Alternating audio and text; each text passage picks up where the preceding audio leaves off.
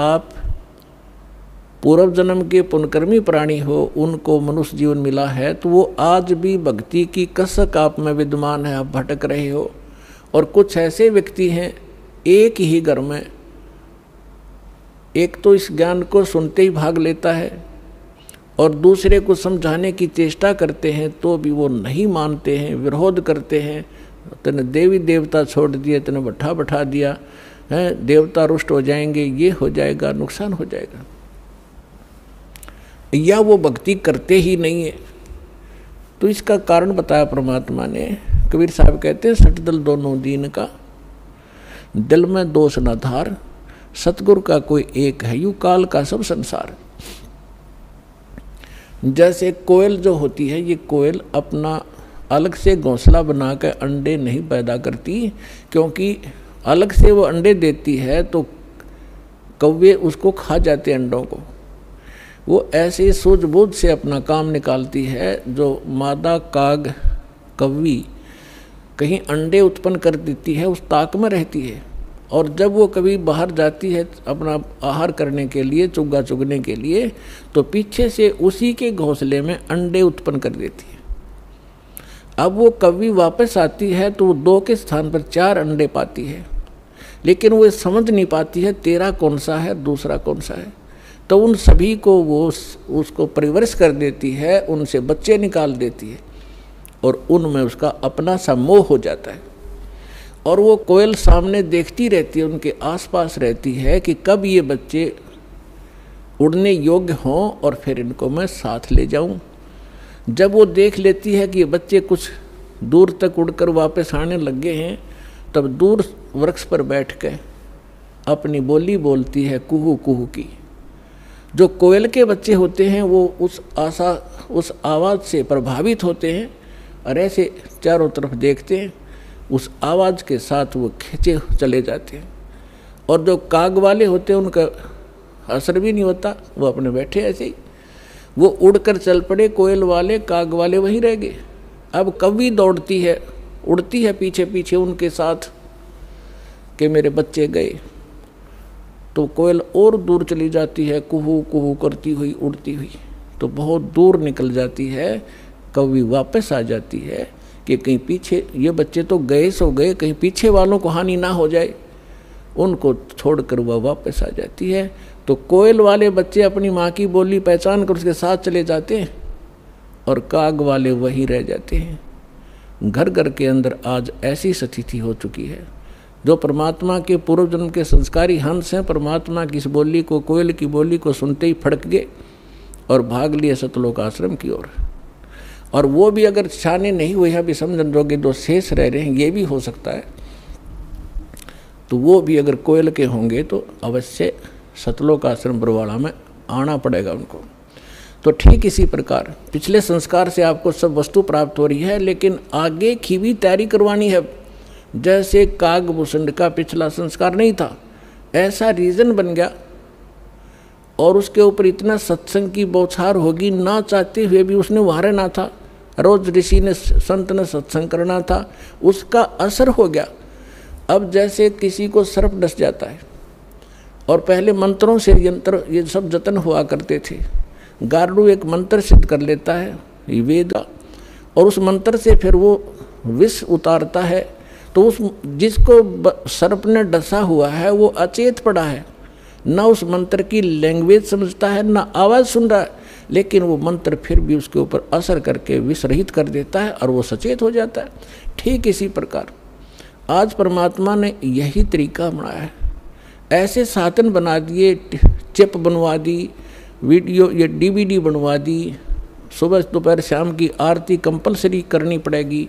अब घर के अंदर 2 सदस्य नहीं भी नाम लेना चाहते और ना सुनना चाहते, वो घर से बाहर कहाँ जाएंगे। आप अपनी आरती भी कर रहे हो, आप अपना मंत्र जाप भी कर रहे हो, आप परमात्मा की वाणी सत्संग भी चला देते हो देर सवेर, तो उनके ऊपर उस कागभूषण की तरह एक दिन असर होगा और वो भी या राम नाम की कलम उनका भी चढ़ेगी एक दिन और उनका पार होगा, क्योंकि भगवान का वचन है। तो ये तरीका अपनाया परमात्मा ने। परमेश्वर ने बताया कि हमारी काल के साथ वार्ता हुई थी जब परमात्मा ने कहा था कि मैं नीचे के लोकों में जाके तेरी वास्तविकता बताऊंगा सभी प्राणियों को कि तू भगवान नहीं है, तू काल है, इनको खाता है, इसलिए तो इनको जन्मता और मारता है, पैदा करवाता और मारता है। असली भगवान कोई और है, वहाँ जाने का तरीका मैं बताऊंगा, ऐसा गुप्त मंत्र मैं लेकर आया हूँ।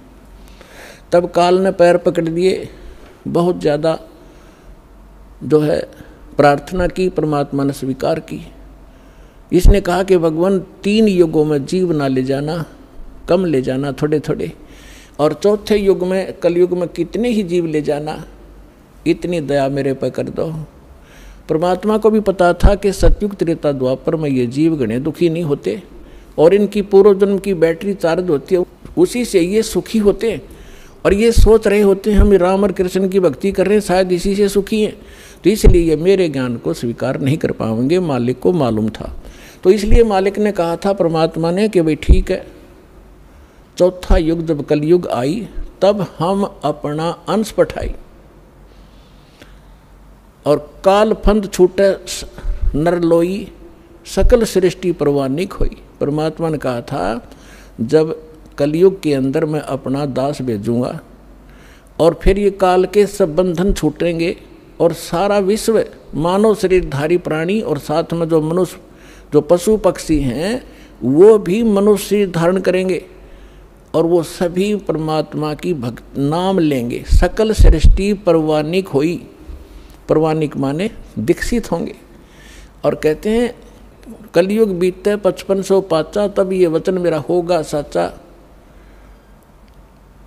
और कलयुग बीत जावे जब एता, सकल यानी सभी प्राणी परम पुरुष पद चेता। 600 वर्ष पहले मालिक की वाणी में लिखा हुआ है, कबीर वाणी में, सच्चिदानंद घन ब्रह्म की वाणी में, यानी सूक्ष्म वेद में, उस तत्व ज्ञान में लिखा है, परमात्मा ने बोला था, धर्मदास जी लिखा था। उसमें कहा है कि जब चौथा युग जब कलयुग आई तब हम अपना अंश पठाई और काल फंद छूटे नरलोई, नर नारी सभी का काल का फंद छूटेगा जो इसने जकड़ रखा है, मूर्ख बना रखा है, बस इतना ही सीमित कर दिया, ये तेरा बेटा है या तेरी बेटी है, ये तेरी कार या तेरी कोठी है, 1 मिनट में मृत्यु हो जा, छोड़ बेटा अब ये सब मेरी है, तू गधा बन। तो यह भूल या हमारे साथ इसने धोखा कर रखा था, इस ज्ञान से अब हमें खूब समझ में आएगा और हमारे बच्चे भी सुरक्षित रहेंगे, हम भक्ति करेंगे। परमात्मा की शरण में आने से हमारे प्रारब्ध के जो पाप आने हैं, मृत्यु होने या काल मृत्यु या कोई अन्य अंग भंग होना है, वो नहीं होगा ही। अगर आप नियमित रहोगे, सच्चा विश्वास के साथ ही सद्भक्ति करोगे तो वो दुख टलेंगे, आपके बच्चे आखिर तक आपके साथ रहेंगे जब तक, और वो भी मुक्त होंगे और आप भी होंगे यदि सारे भक्ति पर लग जाओगे। तो परमात्मा ने कहा था कि सकल सृष्टि परवानिक होई, काल फंद छूटे नरलोई। काल का जो बंधन है, कर्मों से बांध रखा इसने, और ये सब छूटेगा और सारी सृष्टि उपदेशी होगी। कलयुग बीतते 5500 पाचा, धर्मदास जी से कहा था कि कलयुग बीतते 5500 पाचा, तब ये वचन मेरा होगा सच्चा।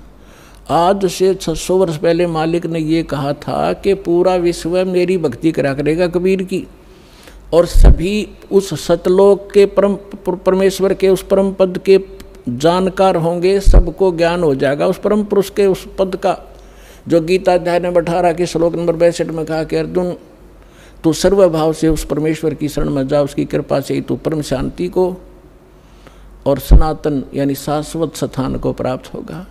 गीता अध्याय नंबर 15 के श्लोक नंबर 4 में कहा कि तत्वदर्शी संत की प्राप्ति के उपरांत यानी तत्व ज्ञान से परिचित होने के उपरांत परमेश्वर के उस परम पद की खोज करनी चाहिए, जहाँ जाने के बाद साधक फिर लौटकर कभी संसार में नहीं आते। और जिस परमेश्वर ने सब ब्रह्मांडों की रचना की है, अपने विषय में गीता ज्ञानदाता कहता दूसरे अध्याय के 12वें श्लोक में, चौथे अध्याय के 5 और 9 श्लोक में, 10वें अध्याय के दूसरे श्लोक में कि अर्जुन तेरे और मेरे बहुत जन्म हो चुके हैं, आगे भी होंगे और पहले भी हम जन्मते रहे हैं। इसलिए वो कहता अर्जुन तू सर्वभाव से उस परमेश्वर की शरण में जा, जिसकी कृपा से तू परम शांति को और परमात्मा सनातन परम धाम को प्राप्त होगा। तो यहाँ बता रहे हैं परमेश्वर कि कलयुग बीत जावे जब एता 5500 वर्ष 5 वर्ष, और तब सकल प्राणी उस परम पुरुष के परम पद चेता, उस परमेश्वर के उस परम पद के सभी जानकार हो जाएंगे। कोई सतलोक है, सचखंड है जहाँ हम रहते थे, वहाँ जाना है। तो जहाँ आशा ताबासा हुई, मन कर्म वचन सुमरियो सोई। तो जो प्रसंग चल रहा है हम उसी पर आते हैं। अब आपके जो पूर्व जन्म के संस्कार हैं, उस कारण से आप भक्ति की चाह आप लिए हुए हो। दुर्भाग्य आपका कि उन नकली संतों के पास पहुंच गए। तो परमात्मा ने कहा था कि जब कलयुग 5505 बीत जाएगा, उसमें सभी पंथ और सभी जितने भी मजहब अपना उनके धर्म गुरु, वर्तमान गुरु जो भी ज्ञान रखते हैं वो सब सुना चुके होंगे, उनकी बहुत बड़ी पुस्तकें बन चुकी होंगी। उसके बाद मेरा दास जाएगा और उन्हीं सद्ग्रंथों को, जिन सद्ग्रंथों पर प्रत्येक मानव आधारित है, जो भी जिस मजहब धर्म से संबंध रखता है, उन्हीं से यथार्थ ज्ञान उनके रूबरू करेगा। उसके लिए परमात्मा ने सबसे पहले आपको ये इंस्ट्रूमेंट बनवाए, प्रोजेक्टर बनवाए, टीवी चैनल बनवाए। दास आपको तो अब समझ में आएगी कि ये क्या हो रहा है, और आपको इतना तो ज्ञान है कि आज से 10-12 वर्ष पहले इनका नामो निशान नहीं था, और वो पीछे जाओगे तो किधर सोच भी नहीं थी कि ये ऐसे इंस्ट्रूमेंट बनेंगे। यदि मानव बना सकता तो बहुत पहले बना लेता इसको। ये परमात्मा का दिया हुआ ज्ञान बुद्धि है, पूरा विश्व उसके बालक हैं। कहीं से भी इसने किसी क्षेत्र से, पृथ्वी के किसी कोने से भी इंस्ट्रूमेंट किसी भी अपने बच्चे से बनवाया, ये गॉड गिवन माइंड है। मानुष जीव सत्र का ये नहीं बना सकता। ये इसलिए बनवाया दाता ने, पहले आपको शिक्षित किया। अब इस दास का जन्म 1951 में हुआ, तब तक शिक्षा का कोई नामो निशान नहीं था। इक्का दुक्का की तो पढ़ा करता कोई, और उसके बाद एकदम बाढ़ सी आ गई।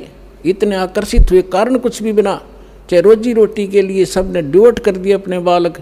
20-20 वर्ष तक बेटा बेटी पढ़ो पढ़ो, और मालिक ने दया करनी थी कि इसका सदुपयोग करेंगे। फिर ये इंस्ट्रूमेंट आपके सामने है, सदग्रंथ आपके रूबरू कर रहा है दास, और उनका निष्कर्ष निकाल के परमात्मा के ज्ञान से तोल रहा है।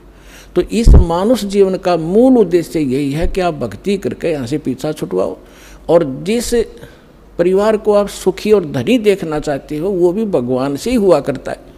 भगवान आपको दोनों काम करेगा, यहाँ भी सुख देगा और मोक्ष भी मिलेगा। अब ऐसा कौन अनजान होगा जो इस अवसर ने चूकेगा? अब सभी इस बात को स्वीकार करेंगे।